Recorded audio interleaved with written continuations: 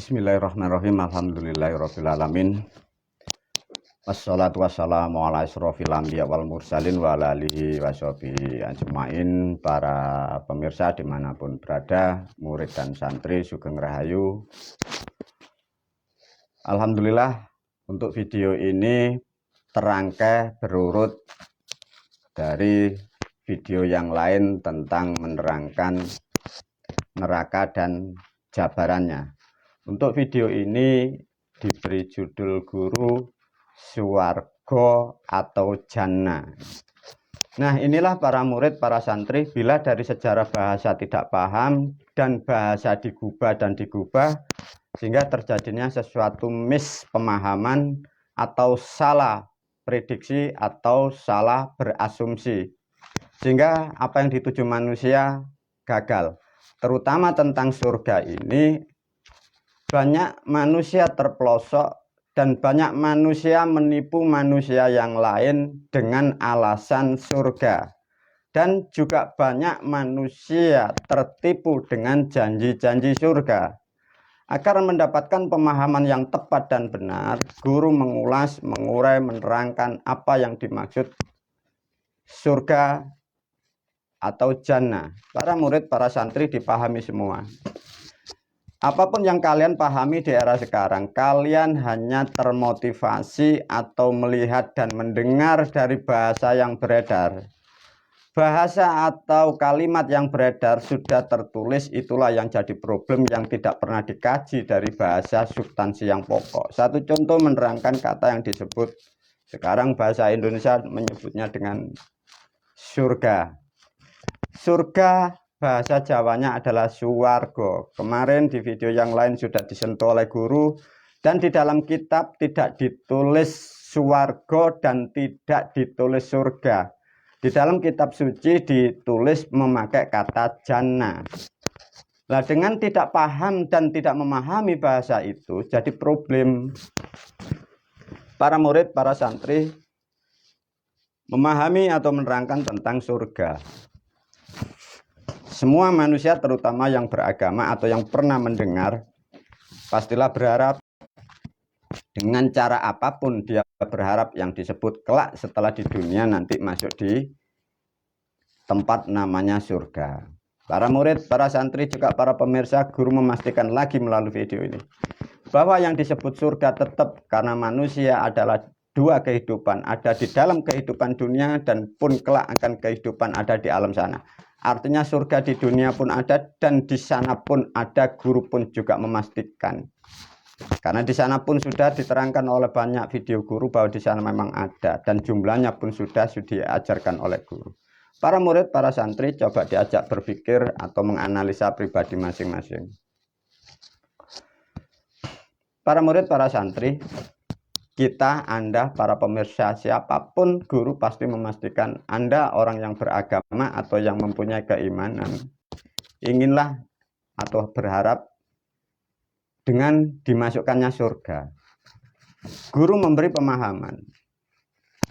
Anda harus berpikir dulu tentang memahami surga atau Anda bisa masuk surga setelah di dunia ini. Kira-kira patutkah orang atau manusia seperti Anda masuk di surga? Itu harus dipahami dulu. Layakkah, pantaskah orang-orang seperti kita yang berharap surga? Jangan terlalu berhayal masuk agama tertentu, mengikuti jejak-jejak orang tertentu. Anda tidak mengukur kelayakan atau kepantasan Anda, sehingga Anda berhalusinasi dan berhayal. Sehingga disitulah kadang kalian terpelosok mengeluarkan materi dan Anda pun mudah ditipu orang-orang yang mengatasnamakan ahli surga. Karena Anda sendiri tidak mengukur apa kemampuan Anda, kualitas Anda apa, layakkah Anda itu masuk ke surga.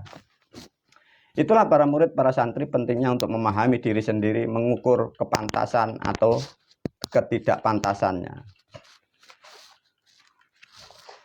Tentang surga diterangkan dari bahasa dulu. Surga sudah disentuh oleh guru. Surga bahasa dulu sebelum digubah itu mempunyai bahasa Kiroto Basa suwargo. itu mempunyai makna lebih, war itu luas, bahasa lamanya itu wiar, go itu lego. Jadi bila disusun, yang dimaksud swarga adalah suatu keadaan atau suatu perasaan manusia itu lebih luas, lebih tentram daripada tadi atau daripada kemarin atau daripada tahun-tahun kemarin. Nah, tatkala manusia dalam keadaan seperti itulah di dalam kehidupan di dunia, dia disebut ada surga di dunia. Tatkala surga di dunia Anda sudah masuk di dalam dunia surga, disitulah disebut pintu dari surga kehidupan di sana. Artinya sudah bisa dipastikan dan bisa digambarkan bahwa manusia yang ahli surga di alam sana atau orang yang bisa masuk di surga di sana, manusianya di dunia dalam keadaan pikirannya luas, hatinya ini jembar atau lapang. Tatkala pikiran hati ini jembar, luas, lapang, manusia itu mempunyai perilaku karakter satu, biasanya pemaaf. Lantas para pemirsa, ukur diri Anda masing-masing. Benarkah Anda sebagai manusia yang pemaaf? Ataukah Anda seorang atau manusia yang kejam? Kejam itu ada simbolnya sempit. Sempit adalah sesuatu hal bagaikan terjepit, terhimpit. Nah, disitulah coba analisa. Kalau toh manusia hatinya sempit, pikirannya sempit, mudah marah, mudah tersinggung, lantas kalian ibadah 1000 tahun mau masuk surga, tak akan pernah pintu yang disebut surga akan terbuka oleh manusia seperti itu. Artinya apa, Guru? Maka dengan pendidikan dan pengalaman, ketemu dan mendekat orang-orang yang terbaik, disitulah Anda akan dipengaruhi pikiran-pikiran yang baik, pikiran-pikiran yang positif, hati-hati yang baik, hati-hati yang santun. Disitulah benih-benih titik-titik untuk menuju surga kehidupan di sana. Sedikit memahami itulah para murid, para santri yang disebut makna dari surga, suatu keadaan yang lebih bagus dan lebih terang. Dari video yang lain sudah diterangkan Guru, di sana nanti ada setelah kehidupan manusia, ada yang disebut swarga, ada yang disebut sesuatu bahasa Indonesianya surga. Nanti ada yang titik yang tertinggi adalah swarga luko. Nah, itu nanti ada, itu pembahasan nanti yang lain. Sementara ini agar dipahami dulu, siapapun Anda kalau ingin kelak di alam sana masuk di surga, benahi dulu perilaku kita mulai hati. Jadilah manusia pemaaf. Lapangkan pikiran Anda dengan memahami hal-hal sesuatu yang sangat baik. Kuatkanlah dalam memahami dalam kehidupan sosial yang tidak baik, hujatan, cacian, permasalahan keluarga. Bagaimana kita dituntut untuk melapangkan diri, karena setiap manusia mempunyai kodrat masing-masing. Para murid, para santri, dan para pemirsa, dari memahami ini ada satu cerita yang dialami oleh Guru, ya.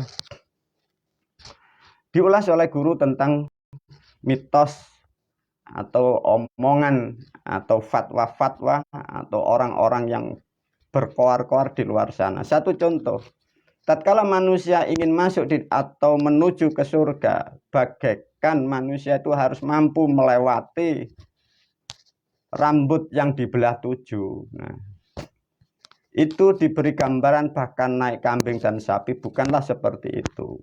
Coba para pemirsa, kemarin sudah diajarkan oleh Guru, ya, bahwa yang disebut orang itu mempunyai rambut dieram kanthi lembut.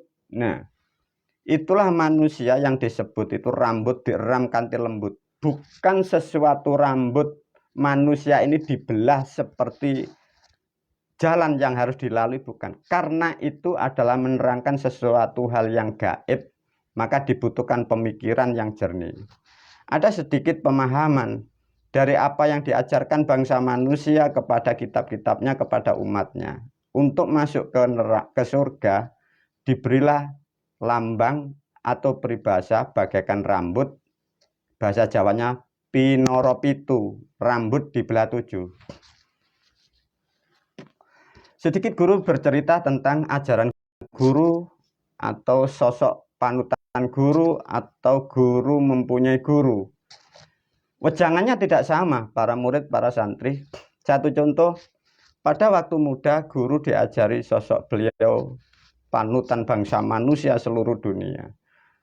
Kalau memberi nasihat, satu contoh diibaratkan seperti gini, beliau kalau mengajar aku sebagai guru. Wahai muridku, bila engkau betul-betul ingin masuk di dalam surganya Sang Maha Pengasih lagi Maha Penyayang, Anda harus mampu melewati rambut Pinoro Sewu. Nah, coba. Disitulah bedanya. Kalau ajaran yang di kelas bawah itu diibaratkan rambut itu dibelah 7. Bagi guru saya itu kalau mengajarkan itu rambut itu dibelah jadi 1000. Artinya apa? Pembelajarannya lebih detail dan lebih halus. Memang tidak banyaklah manusia yang mampu dari pendidikan-pendidikan seperti itu.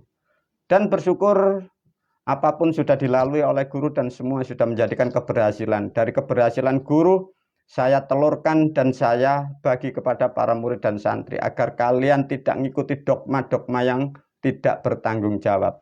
Para murid, para santri diulas tentang sosial dan politik, tentang memahami surga yang beredar di dunia. Satu contoh, ada agama yang tidak jelas, ada pendakwa yang tidak jelas, selalu menjanjikan surga. Tatkala ditanya, nanti di sana apakah benar kita masuk surga wahai sang guru? Semua hanya katanya. Lantas bagaimana pertanggungjawaban di hadapan hukum?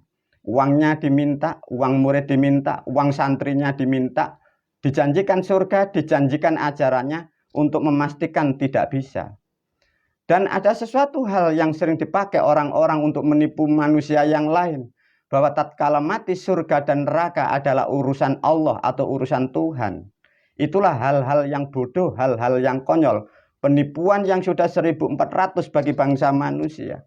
Dari video yang lain Anda sudah diajarkan oleh guru. Bahkan neraka pun kita mampu untuk menutup pintunya, apalagi surga. Kita sebagai bangsa manusia, pastilah kita mampu untuk membuka pintu surga. Itulah pendidikan yang jelas, itulah pendidikan yang benar. Bukan semua dijanjikan atas nama Tuhan. Sedangkan uang materi kau ambil sebagai alat-alat pemuas dirimu dan keluarga, kelompok dan golongan Anda. Para murid, para santri, semoga sedikit memahami tentang surga. Itu adalah suatu keadaan. Dan di sana pun juga sudah ada. Sejak manusia itu ada. Para murid, para santri, lantas apa sebagai manusia untuk bersosial, berpolitik, dalam menjalankan agar kita selalu senantiasa mendekati pintu surga? Ada peribahasa dalam leluhur kita diajarkan. Swarga adalah tempat yang sangat luas. Untuk mendekat dan mengikat dan merapat dan menuju yang lurus kepada surga, manusia itu dibekali dengan bahasa orang-orang terdahulu disebut namanya Gusti Allah. Nah, dari pemahaman itu banyak manusia yang tidak paham. Gusti Allah diibaratkan orang berhayal, manusia berhayal seakan-akan ada sesuatu yang menguasai totalitas. Bukan. Disebutlah orang-orang terdahulu namanya Gusti Allah. Mbagusi ati tur tingkah pola. Yang dimaksud mbagusi ati seperti itulah. Jadilah manusia penyabar, jadilah manusia pemaaf kepada siapapun orang yang bersalah.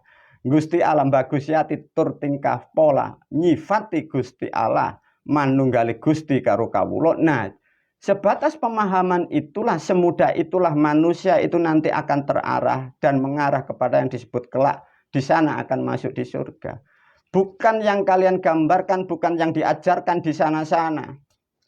Melakukan sesuatu atas nama Tuhan, melakukan ibadah yang sangat sulit, yang tidak mampu dilampaui oleh manusia, melakukan dogma-dogma, melakukan kalimat-kalimat dibaca beribu-ribu. Bukanlah seperti itu. Surga sudah dijelaskan. Gusti alam bagusyati tur tingkah pola nyifati ma'rifatolah. Nah, itulah yang dimaksud dari bahasa itu. Artinya Kalau Anda, kita sebagai bangsa manusia bisa menjaga pikiran kita lebih luas, lebih positif, hati kita sebagai pemaaf, saling mengasihi, saling menyayangi kepada siapapun tidak terbatas, meskipun itu bangsa hewan, itu meskipun bangsa setan, bangsa iblis, bangsa apapun. Itulah manusia yang terpilih, dan orang-orang seperti itulah yang kelak memang pantas dan layak masuk di alam surga-surga yang dijanjikan oleh para leluhur kita. Para murid, para santri, coba bagaimana menurut Anda dan bagaimana kapasitas Anda? Kira-kira Anda pantaskah masuk atau ditempatkan di dalam surga yang disebut Jannatun Naim?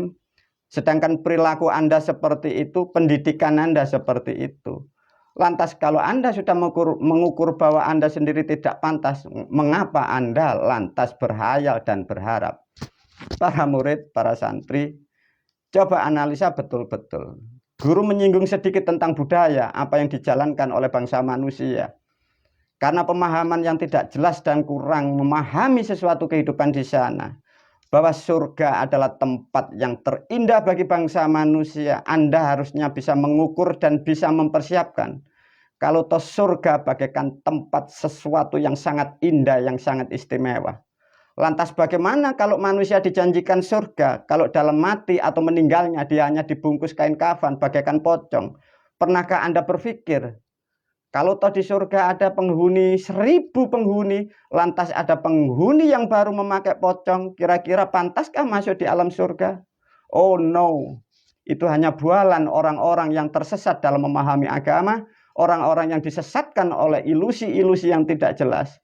Demikian sedikit tentang memahami dan menerangkan surga. Semoga para pemirsa, para pendengar, dimanapun selalu terbuka hati dan pikiran, dan kita menjadi orang-orang yang terbaik, dan kita menjadi orang-orang yang pemaaf. Wabillahi taufiq wal hidayah. Wassalamualaikum warahmatullahi wabarakatuh.